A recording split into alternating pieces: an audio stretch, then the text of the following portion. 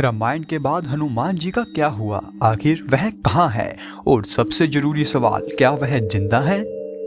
इसका उत्तर बड़ा ही भावपूर्ण है। भगवान श्री राम जब परम धाम पधारने लगे तब वह भक्तों की सहायता और रक्षा के लिए हनुमान जी को इस पृथ्वी पर ही रहने की आज्ञा देते हैं। हनुमान, तुमने दीर्घ काल तक जीवित रहने का निश्चय किया है, अपनी इस प्रतिज्ञा को व्यर्थ ना करो। जब तक संसार में मेरी कथाओं का प्रचार रहेगा तब तक तुम भी मेरी आज्ञा का पालन करते हुए प्रसन्नता पूर्वक विचरते रहो।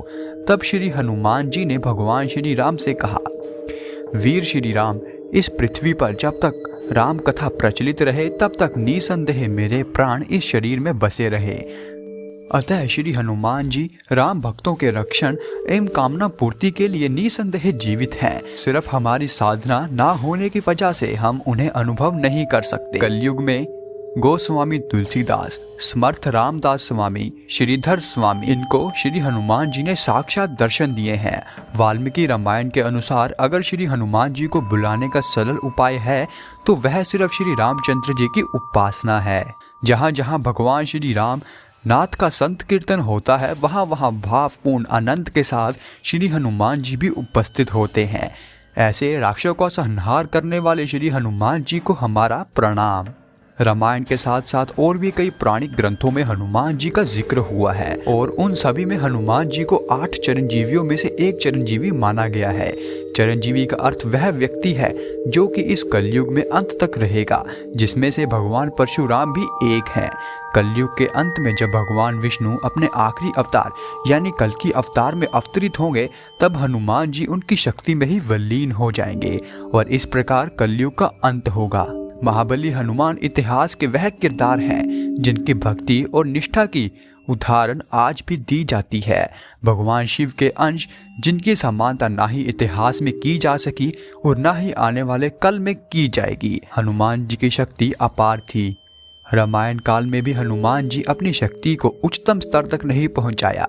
अगर वह ऐसा करते तो रामायण का युद्ध कुछ ही पलों में खत्म हो जाता। रामायण के बाद श्री राम के इस भूमि को छोड़ देने के बाद हनुमान जी ने जंगलों को ही अपना निवास स्थान बना लिया। उनके बाद त्रेता युग का अंत हुआ और द्वापर युग का आरंभ हुआ।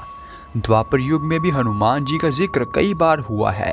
पहली बार जब उन्होंने वन में भीम को दर्शन दिए और दूसरी बार अर्जुन के रथ पर ध्वजा के रूप में विद्यमान हुए। महाभारत का युद्ध जब खत्म हुआ तब हनुमान जी अर्जुन के रथ पर से चले गए और उसी क्षण अर्जुन का रथ चूर चूर हो गया।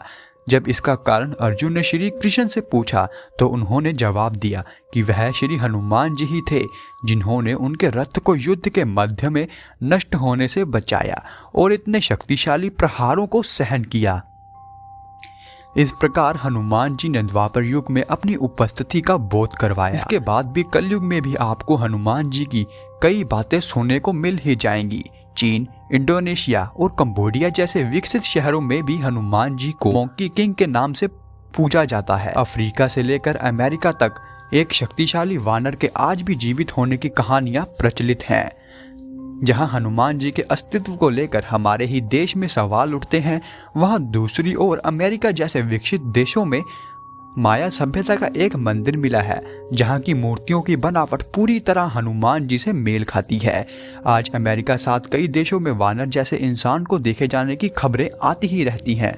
वहां की प्राचीन गाथाओं में भी वानर देव को अमर माना गया है। तो दोस्तों, यह था आज का वीडियो। अब आपके इस वीडियो को लेकर क्या विचार हैं, कमेंट सेक्शन में सबके साथ साझा जरूर करें। वीडियो देखने के लिए आपका धन्यवाद।